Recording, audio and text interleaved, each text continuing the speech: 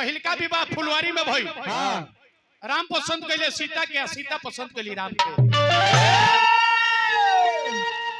आइने धनुष के प्रतिज्ञा भई कि जे भी रे धनुष के तूर दी ओकरे संगे बेटी सीता के विवाह हुई। देश विदेश के नेरे लोग आइल बा,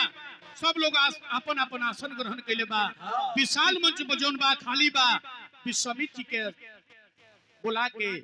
राम लक्ष्मण सहित विश्वामित्र जी के आसन पर ग्रहण करावल जाता। आइने पूरा जनकपुर में हलचल मचल बा। अरे हलचल हलचल भई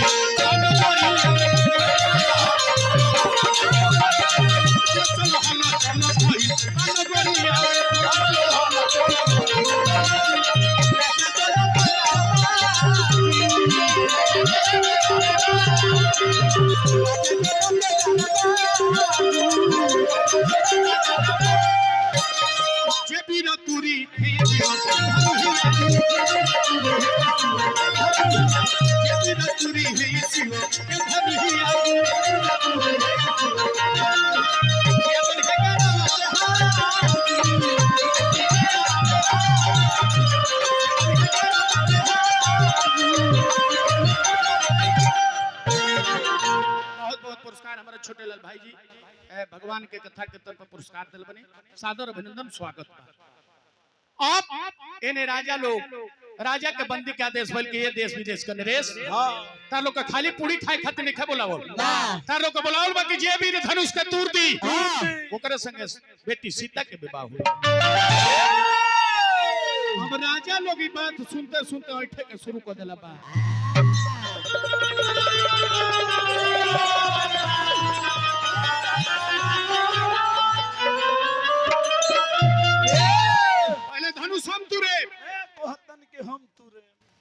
मार बेरवानी रे पहले हम तुरे रे दादा हम सुनिए मातर के रउआ दल में एगो मौगा बा। हां इनका दल में 4 गो मौगा बा। कोनी हसो हरा दल में 4 गो मौग बड़े से कहली हम कहनी हो काहे कहि सर हम ई कुल कहे वाला बात हो। ई कुल मौगन के कहे वाला बात ना। मौगा अपने चिन्हा जी हसो मोछ वाला काम करे निर्मोछिए बदनाम बा। हां साचो लोग बा कहेला अरे चीज हुए के साचो लोग कहेला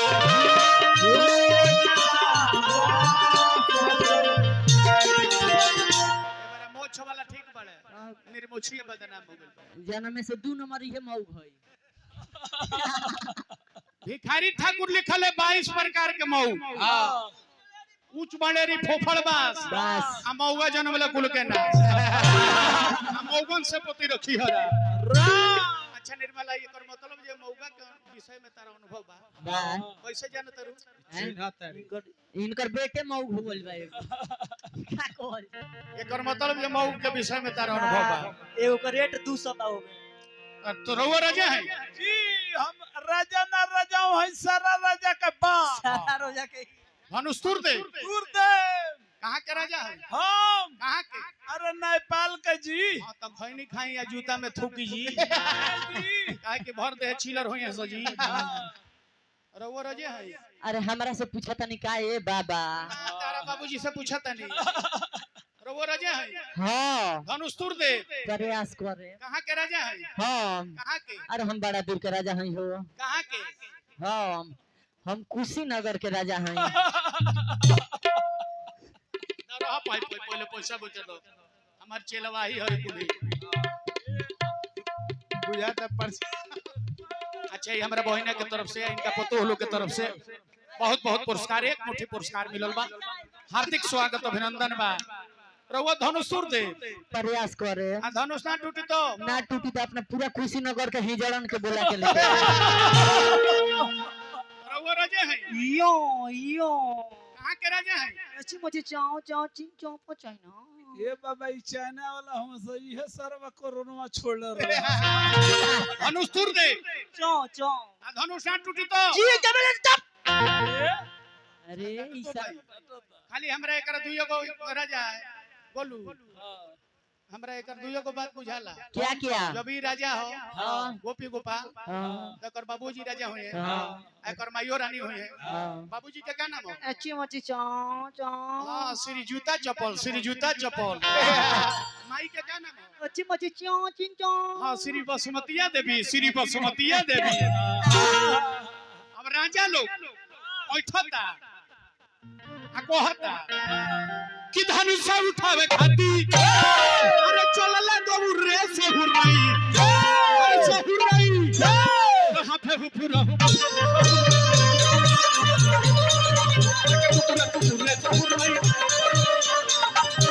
अरे धनुषा न उठल छुटल चुकुरा पुकुर रे सहुरई अरे सहुरई कटा का टुकुरा टुकुर रे सहुरई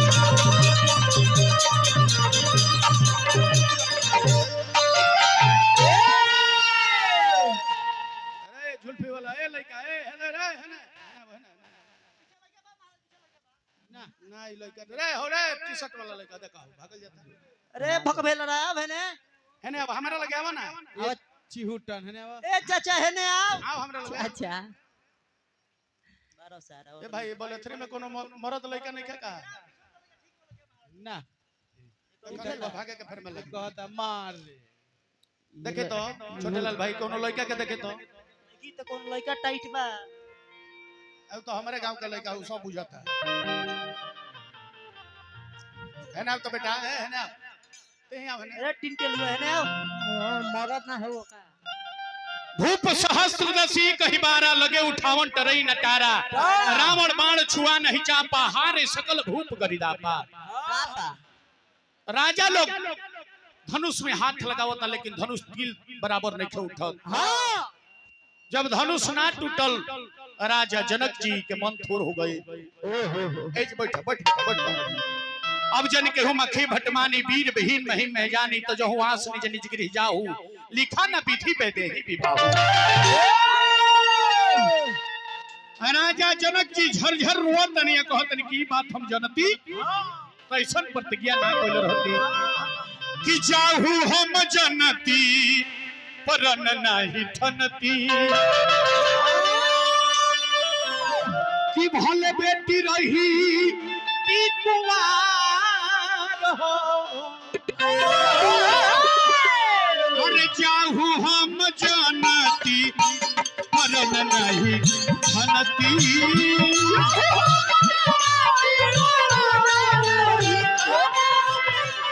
चाहू हम जनती परन नहीं धनती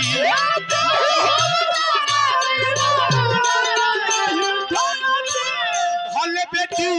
रहिती कुंवार हो भले बेटी रहिती कुंवार हो देश रे विदेश के नरेश लोग जुटल बा मनवा हो गई धीर हो चाहू हम जनती परन नहीं धनती काले के देश विदेश के राजा तू लो अपना घरे जा हम जान गनी कि धरती वीर विहीन बा अभी ई बात हम जल्द रहती तो ऐसा प्रतिज्ञा हम ना कोइल रहती विश्वामित्र समय शुभयानी बोले अतिशय में जा पानी उठहु राम भजहु भव चापा मीटे तात जनक भय जनक जी के बात सुन के लखनलाल जी खड़ा हो गए कहले कि ए राजा जनक रघुवंशी जा महका होई ते समाज कहीं न कोई जो तुम्हारे अनुशासन पाओ कंडुक समान बरमान राम जी खड़ा भले कहले कि ए लक्ष्मण बैठो जहां बड़ के समाज रहला वहां छोड़ के ना बोलल जाला बैठो और धीरे धीरे राम जी धनुष ओर बढ़तनी एने सीता जी सूरज भगवान से आग्रह करतनी तो हमने कहा के कीर्तन सम्राट पंडित फागू बाबा के देन हो ये व्यास लोग हमने कहा जीविका चले लागो यही जी सीता जी सूरज भगवान से आग्रह करतनी हालांकि मानस पढ़ब तो हमें सूरज भगवान के पूजा नहीं खेली लेकिन कीर्तन सम्राट पंडित फागू बाबा के दिन भइल सूरज भगवान से आग्रह करतनी कि सुना सीता रोज गोल उगतल आ चरखुटे उगल बड़े रोज एक जना उगो तरल हन एबरा पूरा खानदान भर के लेके परकट हो गेल बारे क्यों गाला अरे सूरज आए बाबा हो लागो रानी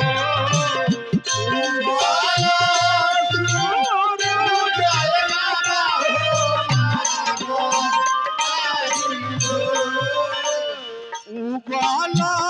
सूरज आए बाबा हो लागो रानी गो उगाला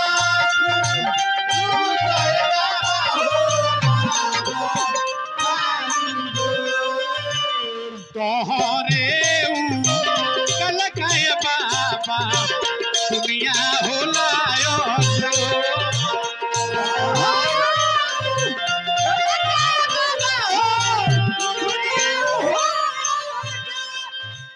धरती से जन्मिए बाबा हो हारा पाके तो धरती से जन्मिए बाबा हो धरती से जन्मिए बाबा हो हारा जियो जियो धरती से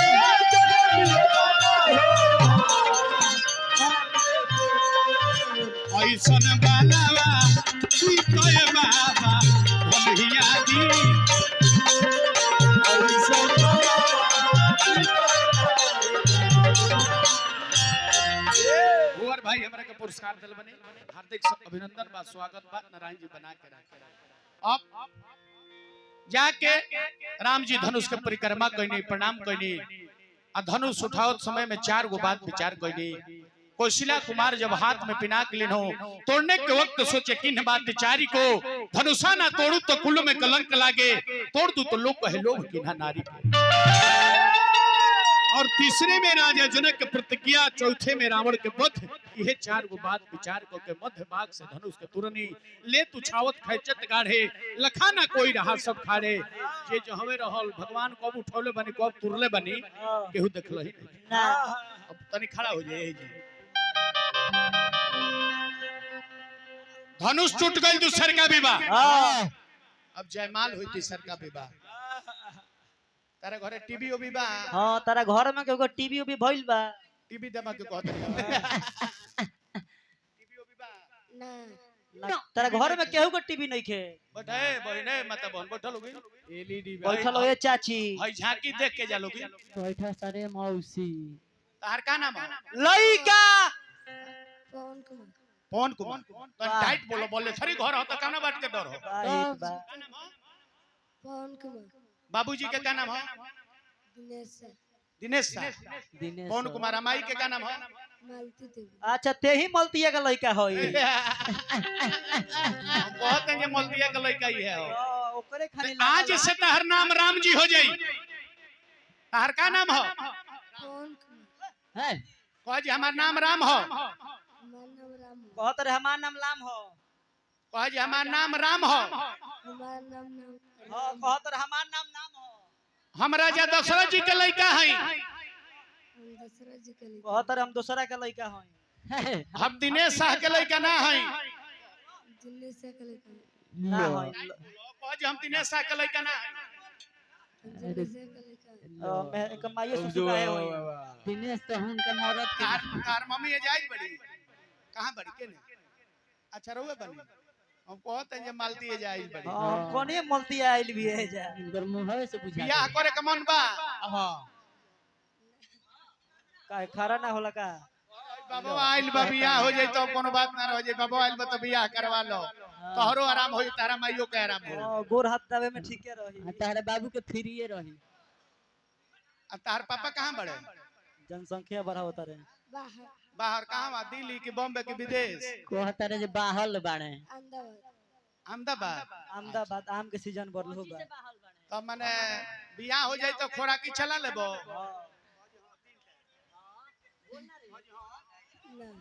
ना अरे ना लई कह जे खोराकी चला लेबो कट टाइम तीन टाइम ये लइका सुखसुका है बा सूत के आइल बा यही से लइकन सन के समाज में उठावल जाला। हां आ ऐसे हम लइका सन के समाज में उठाई ले जो ओकरा कम से कम बोले के बतियावे के ढंग होखे। लइको दूध कटुए बा खोराकी चल जाई कहल हां बुझा गल दूध कट टाइम कटुए कह 3 टाइम ए भाई मल्दिया का लइका खाचरा बा 3 टाइम चला ले चौथा टाइम तहर बाबूजी चलइए। चलो ततन दुल्हा के तैयारी करबो पाइट खोला दुल्हा लंगटे हो खा धोती पहना वही पर हो जाए वही पर लइका अंडरवियर नहीं के पहने की धोती धोती कहा जल्दी से पहिरावा धोती जल्दी से पहिरावा धोती ए पोछीटा पोछीटा कहावा दुल्हा के पोछीटा जल्दी से लगावा पोछीटा जल्दी से ए जूता जूता कहावा दुल्हा के जूता जूता लेके भागल जूता जूता ले ए डारा कहावा दुल्हा के डारा डारावा चौबैलस पारा डारावा कुछ मत करो पहले अपन चैन बंद करो। तारा औजार लौकता टीका टीका दुल्हा के सहारा परता टीका ई तो बाटे कतना फीका ई तो बाटे कतना फीका टोपी टोपी कहावा दुल्हा के टोपी टोपी लेके भागल धोबी टोपी लेके भागल माला माला दुल्हा के सार पहनावे माला ई तो बाटे कतना काला ई तो बाटे अब सीता जी सीता बाबू उठ आई जे तीसर का विवाह होखे खत्म होके बिया आओ सीता आओ तो हेलो देखिए बबुआ दुल्हन तो बड़ा बढ़िया बिया तोरो दे जाती तोरा माइयो के दे जाती। अब बेरा पर तोहर बाबुओ को देख दी हइलो दोनों हाथ में हइलो हाथ ही कालो हाथ हां इहो भीतरे भीतरे बुझबुझी छोड़ता जे दादा आज हमार बियाह होता। हां अरे रहा पहले दुल्हन माला डाली एकरा बाद तहरा माला डाले के आ तू हाइल पड़ जे पहले हम ही डाल दी। हां अच्छा खीर पूरी बनवाबो घरे तले माई से मालती माई से कह दे खीर पूरी बनाओ दुल्हन पूरी आ तो अथी मीठा रसिया मीठा में के आ दू चार गो छैटी किन के राखो आ दू चार गो छैटी किन के रखो जे जोई बोलो तो घर में हेलबो लोगी छैटी में के दौरा मेरे दौरा में ना कठड़ा अरे पहिराबो सिया जी अरे पहिराबो सिया जी अपना राम जी के माला पहिराबो सिया जी अपना राम जी के माला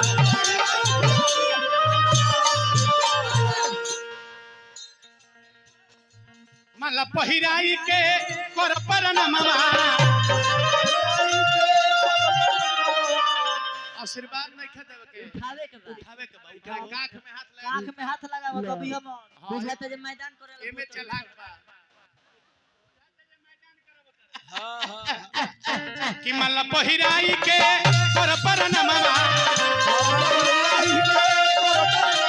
भाई दूल्हा खचड़ा बड़े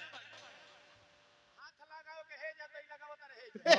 किसे के फेर किसे के देखो तरह अरे माला पहिराई के पर परनमा अजुए से हो गइले तोहरो सजनवा अजुए से हो गइले तोहरो सजनवा दूल्हा के माई केना बड़ी मालती होते ए भाई बियाह होता कुछ रो भेजी बहुत बारुए मालती अब तो पतोहिया जे तो हमारे सेवा करी पहिया बसिया जी अपन राम जी के माला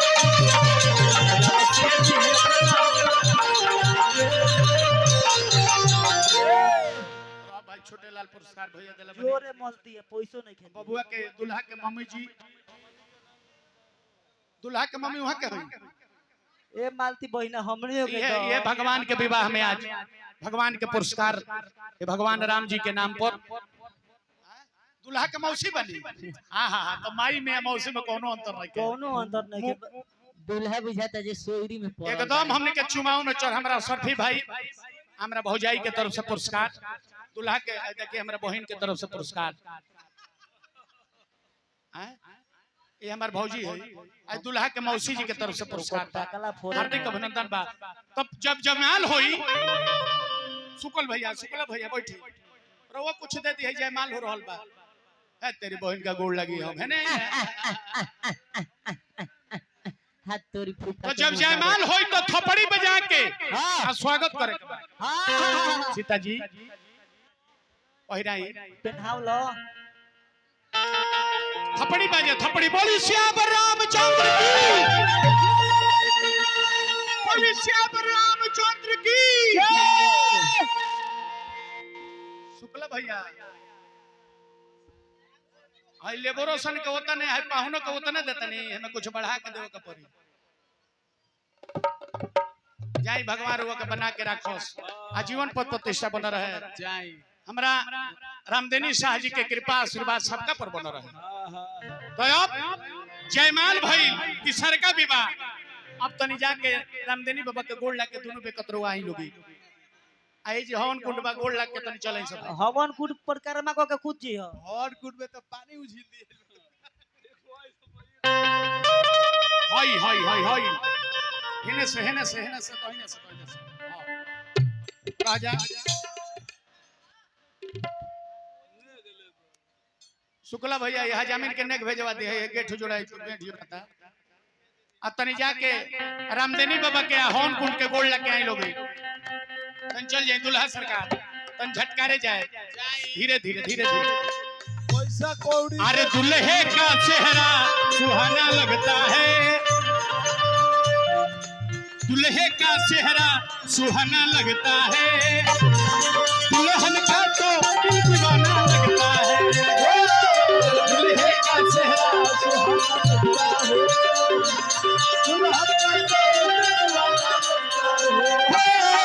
दुल्हे का चेहरा सुहाना लगता है दुल्हन का तो दिल दीवाना लगता है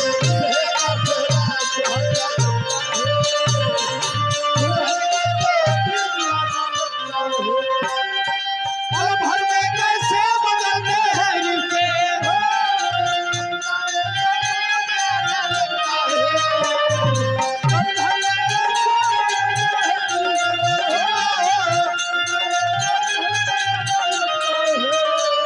अरे दुल्हे का चेहरा सुहाना लगता है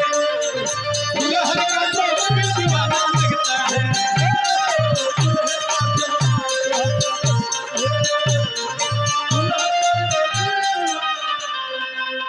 आज मैं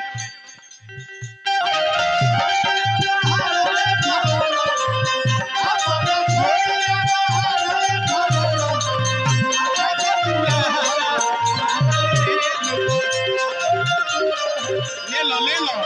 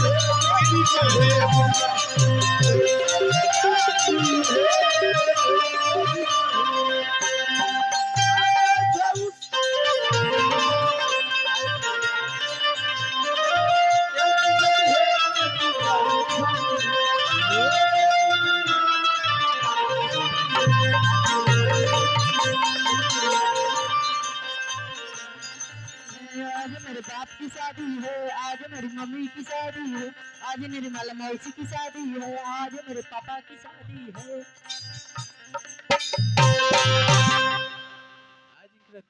ए सीतवा तनी न जो अब तो घूम घूम के गोड़ लगबो तो सबेर हो जाए। हाँ हम खाली कहते हैं माता जी के, पापा जी के, फुआ के, फूफा के, मामा के, मामी के, तक मौसी के खाली तारा प्रणाम कहे के बा। का कहबो? प्रणाम कस के कहे के बा। प्रणाम पापा जी के, प्रणाम कर मम्मी के, प्रणाम फूफा के, प्रणाम फुआ के, प्रणाम कर अरे डिब्बा ला दूध के भैया के, प्रणाम भाभी के, प्रणाम मौसा के, प्रणाम मौसी के, मेहरान, लइका ठीक बा मेहरारू के प्रणाम लइका मेहर महुक बा अब बियाह भइली तीसर का विवाह हो। खत्म हो गल बिया अब मुंह देखाई कुछ बा, मम्मी से मांगो मल्टी से। कनिया देखो बहुत अरे मलतियो कुछ दे दे बड़ा मल्ले छबाड़ी दूल्हा के माई।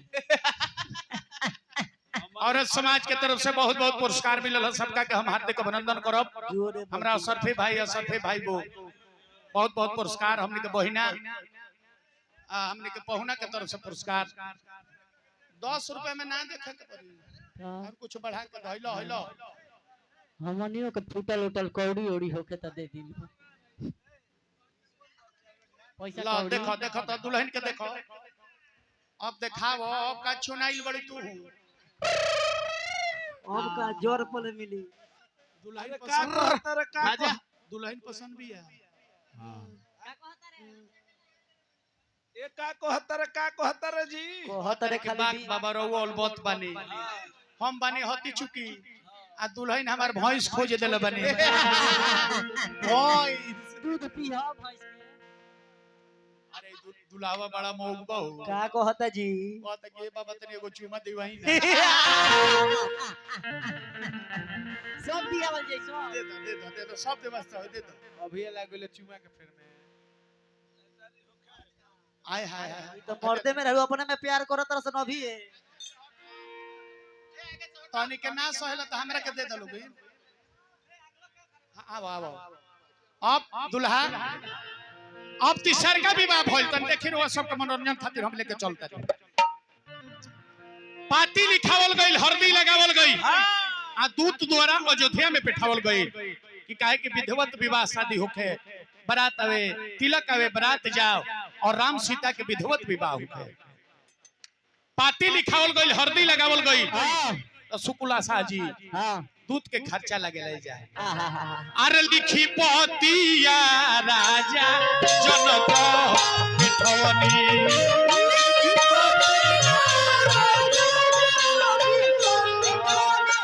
आहे राजा दशरथ राजा बार हे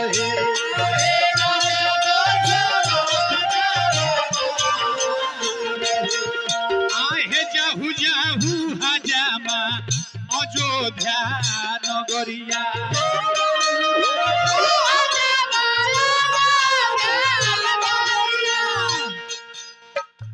हमरा छोटे लाल भैया के तरफ से, यहाँ के भौजाई के तरफ से पुरस्कार बहुत बहुत सादर अभिनंदन बा, स्वागत बा। मेहरारू है, मेहरारू के गीत का बेसी याद करे के चाहे। आई खाली निर्गुण याद कइले बाड़ी। अच्छा 4 चक्का ना एगो मोटरसाइकिल दिवा देतली। जाहू जाहू हजामा अयोध्या नगरिया।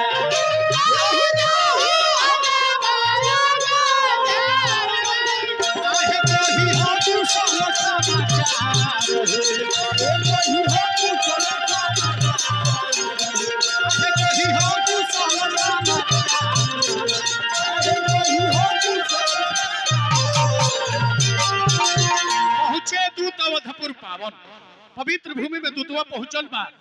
आ महाराज दशरथ जी के यहाँ गइल बा। जब राजा जनक जी के लिखल पाती दिले बा, महाराज दशरथ जी पढ़ले बने कि राजा दशरथ जी के मालूम कि बरात साज के लिए आई आ विधवत राम सीता के विवाह होखे। औहे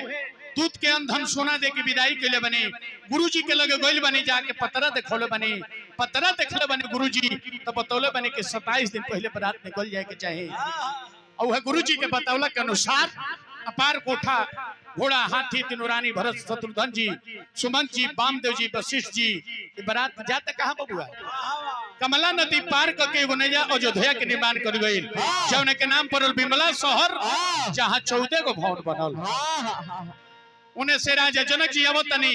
आ देखतनी कि 4 जना दुल्हा एने 4 जने दुल्ही त राजा जनक का नाम थोड़े रहे विधायक के विधायक नाम हो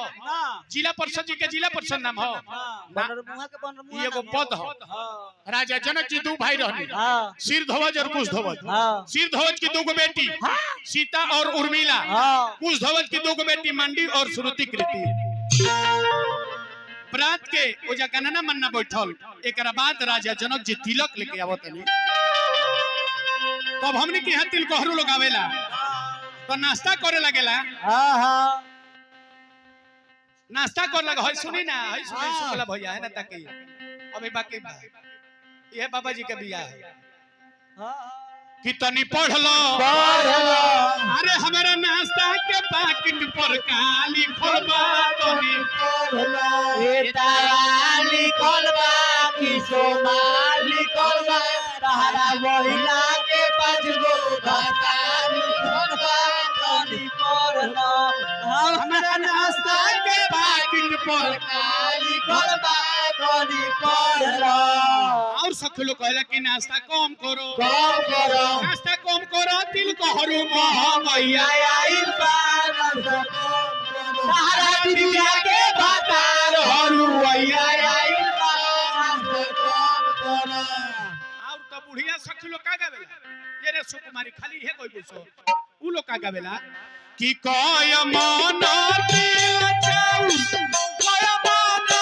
धूप है आहे कय मन गाय के घिउआ से जगवा होला सुध है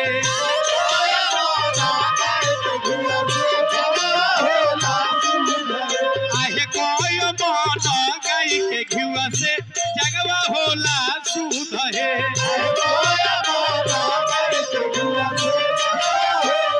आहे कय मन दिल जाऊ कय मन धूप है आहे कय मन गाय के घिउआ से जगवा होला सुध है आहे कय मन गाय के घिउआ से जगवा होला सुध है ये बहुत बहुत पुरस्कार श्रद्धा के जय जयकार बा ये बहुत बहुत पुरस्कार सादर अभिनंदन बा स्वागत बा नारायण जी बना के रखे ये हमार भगिना लोग हो तो भगिना लोग यहाँ रहो बनो रहो लोग हम भगवान से यह प्रार्थना करो रामदेनी बाबा के कृपा पूरे परिवार पूरे सकल समाज में हमारा रामदेनी बाबा की कृपा बना रहे हाँ तो अब लय नु बा खाली है तने मेहरारू लोग बा लोग खातिर तनी कह देतनी भी तो को खत्म कर देल बड़ी तो होई होई होई होई आहा वाह